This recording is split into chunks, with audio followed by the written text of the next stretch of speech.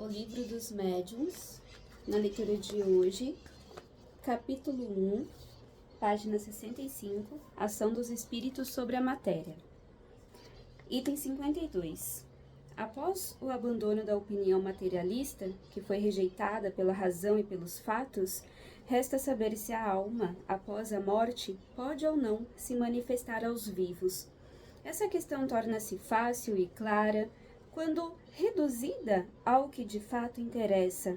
Antes de tudo, cabe perguntar: por que motivo seres inteligentes, que vivem ao nosso redor, mesmo que invisíveis pela sua natureza, não podem demonstrar a sua presença de um modo ou de outro? O simples raciocínio nos diz que isso nada tem de impossível, o que já é alguma coisa. Além do mais, essa crença tem a seu favor a aceitação de todos os povos, pois ela é encontrada em toda parte e em todas as épocas. Ora, nenhuma intuição pode ser tão generalizada, nem sobreviver através dos tempos, se não tiver um futuro de verdade. Além disso, a crença dos espíritos é confirmada pelo testemunho dos livros sagrados e pelos pais da Igreja, graças à descrença e ao materialismo do nosso século. Essa crença foi colocada entre as ideias supersticiosas. Assim, se estamos errados, aquelas autoridades também estão. Mas tudo isso são apenas considerações lógicas. Numa época tão positiva quanto a nossa, em que as pessoas procuram se inteirar de tudo, em que se quer saber o porquê e como de todas as coisas, uma causa contribuiu de modo especial para fortalecer a dúvida. Essa causa é a ignorância sobre a natureza dos espíritos e dos meios pelos quais eles podem se manifestar. Adquirindo esse conhecimento, o fenômeno das manifestações nada mais apresenta de surpreendente e entra na ordem dos fatos naturais. Observações. Livros sagrados são obras literárias presentes nas principais religiões e seus autores as teriam recebido por uma espécie de revelação divina. Entre eles estão a Bíblia, cristianismo, o Bhagavad Gita, hinduísmo, o Alcorão, islamismo, a Torá, judaísmo, o Zen de Avesta, zoroastrismo, entre outras. Agora você vai escrever aí nos comentários como é a pronúncia de tudo isso. Pais da Igreja foram os influentes teólogos da Igreja que possuíam grande cultura. Entre eles, destacam-se Santo Agostinho, São Tomás de Aquino, Clemente de Roma, Inácio de Antioquia, etc. As igrejas romana, ortodoxa, presbiteriana e anglicana acreditam que os pais da Igreja proporcionaram a interpretação correta das Sagradas Escrituras, distinguindo assim as doutrinas autênticas das heresias. Item 53. A ideia que geralmente se faz dos espíritos torna o fenômeno das manifestações incompreensível, pelo menos no primeiro momento. As manifestações apenas podem ocorrer pela ação do espírito sobre a matéria. Assim, aqueles que acreditam que o espírito é a ausência de tudo que seja matéria perguntam, com alguma parcela de razão: como o espírito pode agir materialmente? Ora, é precisamente aí que está o erro, porque o espírito não é uma abstração, uma teoria vaga, um conceito, mas um ser definido, limitado e circunscrito. O espírito encarnado no corpo físico constitui a alma, quando ele deixa o corpo, por ocasião da morte. Não sai desse corpo sem nenhum envoltório. Todos os espíritos nos dizem que conservam a forma humana, de fato.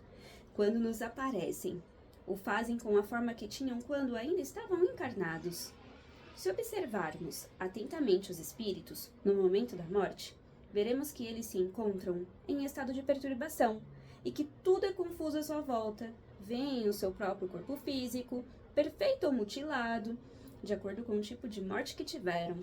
Por outro lado, veem a si mesmos e sentem-se vivos. Alguma coisa lhe diz que aquele corpo lhes pertence e não compreendem como estar separado dele.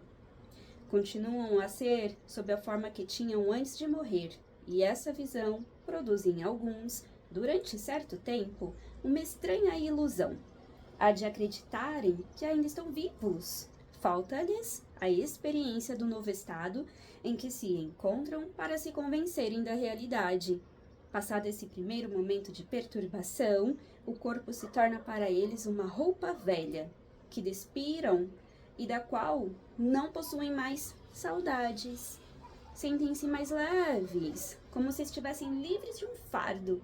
Não sofrem mais as dores físicas e ficam felizes pelo fato de poderem se elevar e transpor o espaço, assim como fizeram tantas vezes em sonho, quando estavam vivos.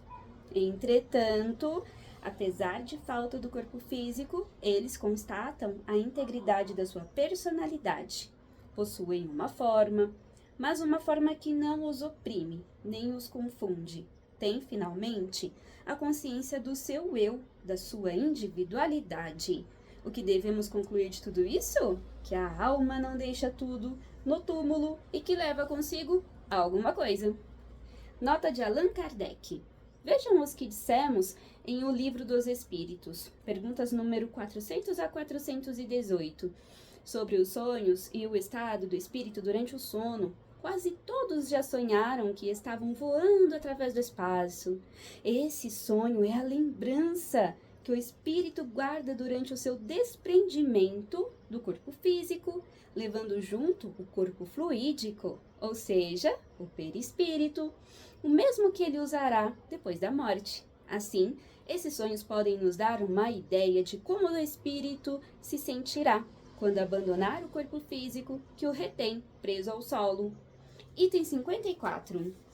Numerosas observações e fatos irrecusáveis, que abordaremos mais tarde, levaram-nos à conclusão de que existem do homem 3 componentes. Primeiro, a alma ou o espírito, princípio inteligente no qual reside o senso moral.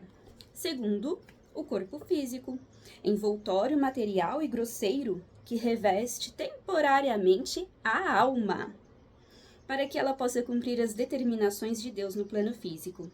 Terceiro, o perispírito, envoltório fluídico, semimaterial, que serve de ligação à alma e o corpo físico. A morte é a destruição, ou melhor, a desagregação do envoltório grosseiro, o corpo físico, que a alma abandona ao desencarnar. O outro envoltório, o perispírito, se liga do corpo físico e acompanha a alma, que assim fica sempre revestida com um envoltório. Esse último envoltório, o perispírito, embora fluídico, etéreo, vaporoso, invisível, para nós, em seu estado normal, não deixa de ser matéria, mesmo que até hoje não tenhamos conseguido nos apoderar dele, para examiná-lo. Esse segundo envoltório da alma, chamado de perispírito, existe durante o período em que a alma está encarnada no corpo físico e continua existindo depois da morte. Ele é o intermediário de todas as sensações que o espírito percebe. Através dele, o espírito transmite a sua vontade ao exterior e age sobre os órgãos do corpo físico. Para nos servirmos de uma comparação material, diremos que ele é o fio elétrico condutor, que serve para a recepção e a transmissão do pensamento. O perispírito é, em resumo, este agente misterioso, imperceptível, conhecido como fluido nervoso, que desempenha um papel muito importante no sistema orgânico e cuja função ainda não se leva muito em consideração nos fenômenos fisiológicos e patológicos. A medicina, por levar em conta apenas o corpo físico na apreciação dos fatos, se priva de uma causa incessante de ação, que é o perispírito.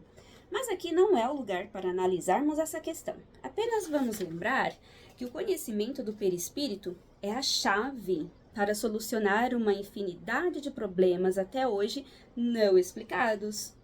O perispírito não é uma dessas hipóteses de que a ciência costuma se valer para a explicação de um fato. Sua existência não foi revelada apenas pelos espíritos. Ela também resulta de observações, como teremos a oportunidade de demonstrar. Por enquanto, e para não antecipar fatos que iremos relatar, vamos nos limitar a dizer que, seja durante a sua união com o corpo físico, seja após a sua separação do corpo, por ocasião de morte, A alma nunca se separa do seu perispírito. Item 55. Já foi dito em O Livro dos Espíritos, pergunta número 88, que o espírito é uma chama, uma centelha. Por essa definição, devemos entender o espírito propriamente dito, a essência, ou seja, o princípio intelectual e moral, ao qual não se pode atribuir uma forma determinada. Mas qualquer que seja o grau em que o espírito se encontre, ele está sempre revestido de um envoltório ou perispírito, cuja natureza vai se tornando mais etérea à medida que o espírito se purifica e se eleva na hierarquia espiritual. Para nós, a ideia de forma é inseparável da ideia de espírito, a ponto de não concebermos o espírito sem atribuirmos a ele uma forma. Desse modo, o perispírito é parte integrante do espírito, assim como o corpo físico é parte integrante do homem.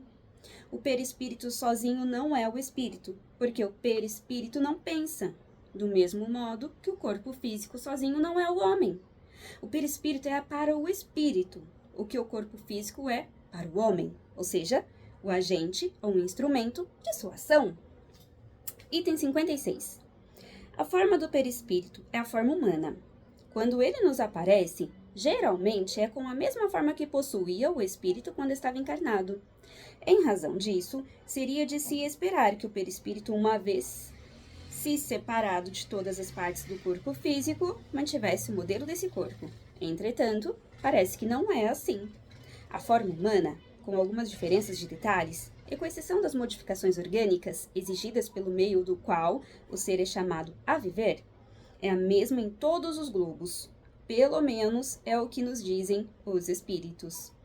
A forma humana também é a forma de todos os espíritos desencarnados, que possuem apenas o perispírito. É a forma sob a qual, em todos os tempos, se representaram os anjos ou os espíritos puros.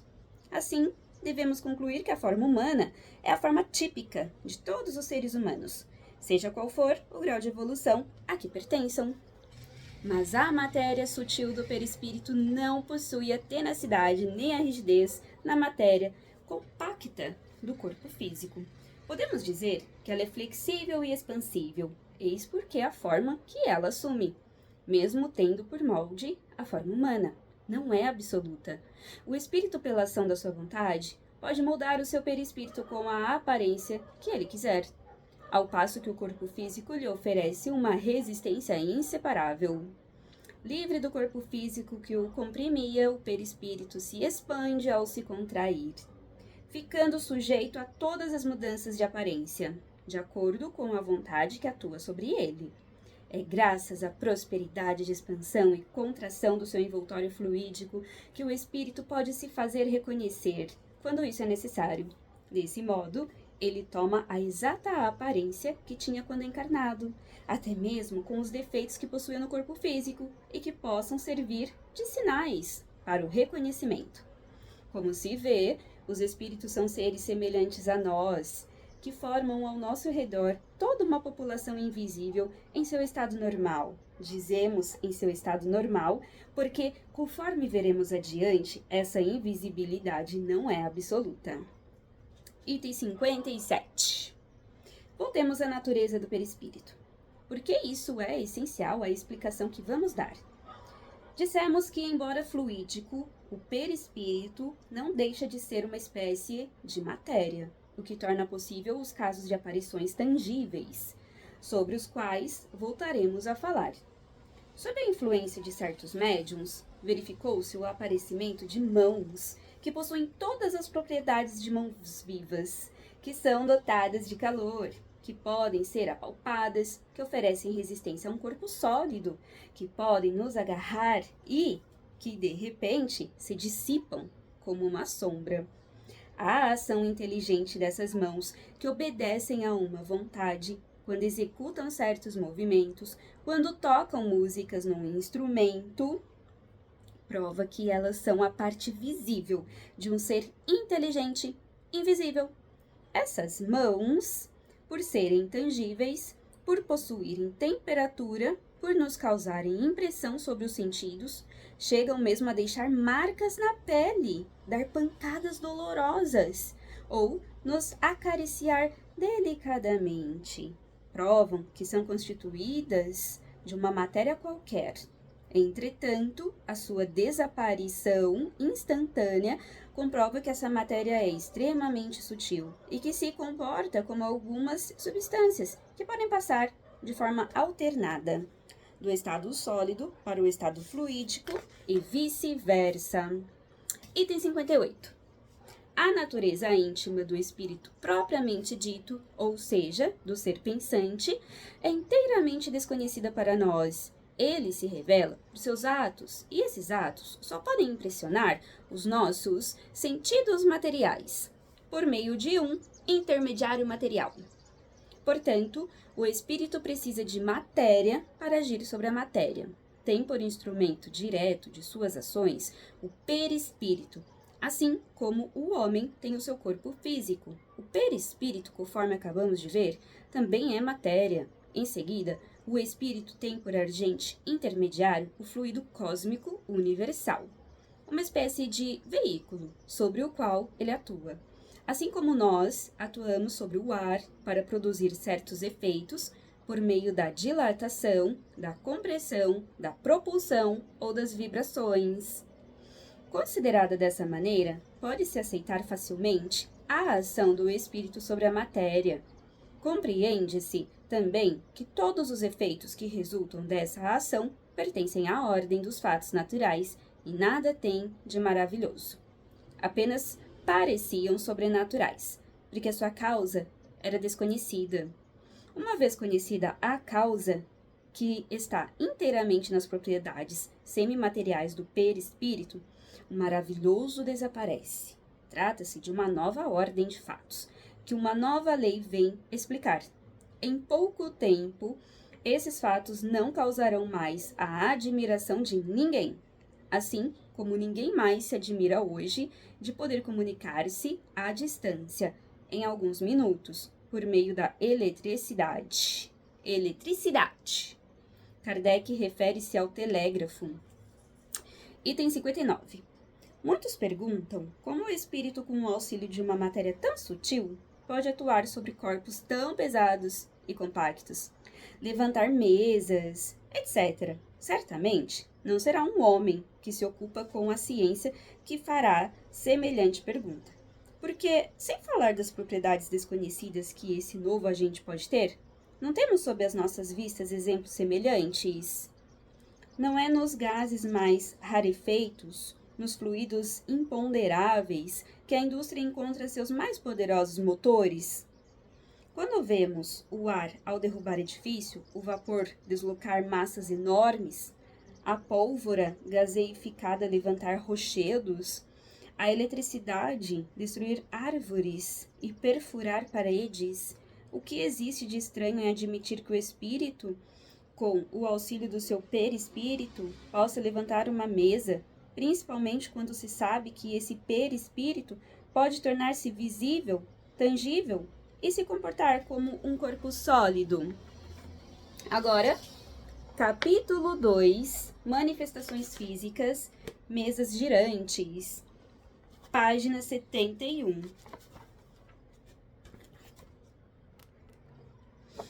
Item 60. As manifestações físicas são aquelas que provocam efeitos sensíveis em nossos sentidos, tais como os ruídos, o movimento e o deslocamento de corpos sólidos. Umas são espontâneas, ou seja, independem de vontade do homem. Outras podem ser provocadas. Inicialmente, vamos falar apenas das manifestações físicas que podem ser provocadas. O efeito mais simples e um dos primeiros que foram observados foi o movimento circular de uma mesa. Esse efeito também se produz em qualquer outro objeto. Entretanto, por ser o mais cômodo, a mesa foi o objeto mais utilizado. Assim, o nome de mesas girantes prevaleceu para designar esse tipo de fenômeno. Quando dizemos que este efeito foi um dos primeiros a serem observados, queremos dizer nos últimos tempos, pois não existe dúvida de que todos esses tipos de manifestações eram conhecidas desde os tempos mais remotos, e nem poderia ser de outra maneira, desde que são efeitos naturais, teriam que se produzir em todas as épocas, Tertuliano refere-se de maneira clara às mesas girantes e falantes. Durante algum tempo, o fenômeno das mesas girantes alimentou a curiosidade dos salões. Depois cansaram-se dele e passaram a outras distrações, uma vez que ele era considerado apenas um simples passatempo. Duas causas contribuíram para o abandono das mesas girantes. Para as pessoas fúteis, a causa foi a moda, pois elas raramente consagram 2 invernos seguidos ao mesmo divertimento. Mas, por ser uma novidade que beirava o maravilhoso, lhe consagraram 3 ou 4 invernos. As pessoas sérias e observadoras abandonaram as mesas girantes para se dedicarem ao estudo das consequências importantes que o fenômeno acarretava, tendo em vista que delas nascia algo muito sério, destinado a permanecer. Essas pessoas deixaram o alfabeto pela ciência. Eis todo o segredo desse aparente abandono, do qual os zombadores fazem tanto barulho. Seja como for, as mesas girantes representarão sempre o ponto de partida da doutrina espírita. A esse respeito, nós lhe devemos alguns progressos, apresentando os fenômenos de maneira simples. O estudo das suas causas será mais fácil e a teoria, uma vez estabelecida, nos ajudará a compreender os efeitos mais complicados. Observação: Tertuliano, 160-220 d.C., nasceu em Cartago e foi um dos pais da Igreja. Bispo de grande cultura e eloquência, defendia que os espíritos atuavam nas obras e nas ações dos homens, por isso foi considerado herege. Item 61. Para que o fenômeno ocorra, é indispensável participação de uma ou mais pessoas dotadas de uma aptidão especial. As pessoas que possuem essa aptidão especial são chamadas de médiums. O número de participantes é indiferente, a não ser que exista entre eles alguns médiuns que não sabem que são médiuns. Quanto àqueles que não têm mediunidade, sua presença é indiferente para o resultado, e pode ser até mesmo mais prejudicial do que útil, dependendo do estado do espírito em que elas muitas vezes se encontram. Os médiuns desfrutam de maior ou menor força mediúnica. Por consequência, produzem efeitos mais ou menos acentuados. Muitas vezes, um médium com muita força produz sozinho muito mais do que 20 outros médiuns reunidos. Basta que ele coloque as mãos sobre a mesa para que, no mesmo instante, ela se mova, se levante, vire, dê saltos ou gire com violência. Item 62. Não existe nenhum sinal pelo qual se possa identificar a existência da faculdade mediúnica. Apenas pela experiência é possível reconhecê-la. Quando se quer fazer experiência numa reunião, basta que os participantes sentem-se em torno de uma mesa e coloquem sobre ela as mãos espalmadas, sem pressão nem esforço muscular. No princípio, como as causas do fenômeno eram desconhecidas, tomavam-se muitos cuidados, que depois foram reconhecidos como absolutamente inúteis, tais como a alternância dos sexos, o contato dos dedos mínimos das pessoas para formar uma corrente ininterrupta. Este último cuidado parecia necessário quando se acreditava na ação de uma espécie de corrente elétrica entre os participantes. Mais tarde, a experiência demonstrou a sua inutilidade. A única prescrição rigorosamente obrigatória é a concentração, o silêncio absoluto e, sobretudo, a paciência, caso a manifestação demore. Pode acontecer que ela se produza em alguns minutos, como pode demorar meia hora ou 1 hora. Isso depende da força mediúnica dos participantes. Item 63. Acrescentamos ainda que o formato da mesa, o material de que ela é feita, a presença de metais, de seda na roupa dos assistentes, os dias e as horas, a escuridão ou a luz, etc., não fazem diferença alguma, assim como o tempo bom ou chuvoso. Somente o peso da mesa pode ter alguma importância. mas apenas nos casos em que a força mediúnica é insuficiente para vencer a sua resistência e movê-la. Noutras situações, basta apenas uma pessoa, até mesmo uma criança, para levantar uma mesa de 100 quilos, ao passo que, em condições menos favoráveis, 12 pessoas não conseguindo fazer com que uma mesinha de centro se mova. Quando está tudo preparado, o efeito começa a se manifestar e geralmente se ouve um pequeno estalo da mesa. Sente-se uma espécie de vibração, que indica o início do movimento. A mesa parece fazer esforços para sair do chão. Depois, um movimento de rotação se inicia e se acelera a ponto de adquirir tal rapidez, que os assistentes se veem na maior dificuldade para acompanhá-lo. Uma vez iniciado o movimento, eles podem se afastar da mesa, pois ela continuará a mover-se em todos os sentidos, sem qualquer contato. Em algumas circunstâncias, a mesa se levanta e se firma, ora num pé, ora no outro, para em seguida retomar suavemente a sua posição inicial. Em outras ocasiões, ela passa a oscilar, limitando o balanço de um navio.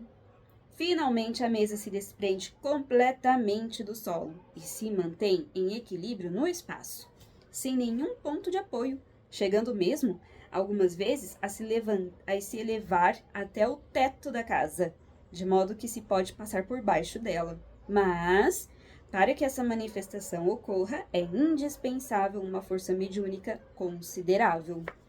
Depois a mesa desce lentamente, balançando-se no ar, como se fosse uma folha de papel, ou cai violentamente e se quebra. Isso comprova, de forma evidente, que aqueles que presenciam o fenômeno não são vítimas de uma ilusão de ótica. Item 64. Outro fenômeno que se produz com frequência de acordo com a natureza do médium é o das batidas na própria textura da madeira no seu interior. Sem que a mesa faça nenhum movimento, essas batidas, que algumas vezes são fracas e outras vezes são bem fortes, também são ouvidas em outros móveis do aposento, tais como nas portas, nas paredes e no forro. Brevemente, voltaremos a analisar essa questão. Quando as batidas ocorrem na mesa, produzem nela uma vibração que se percebe muito bem por meio dos dedos e que se torna muito distinta sobre quando colocamos o ouvido na mesa. E no capítulo 3 vamos falar sobre manifestações inteligentes.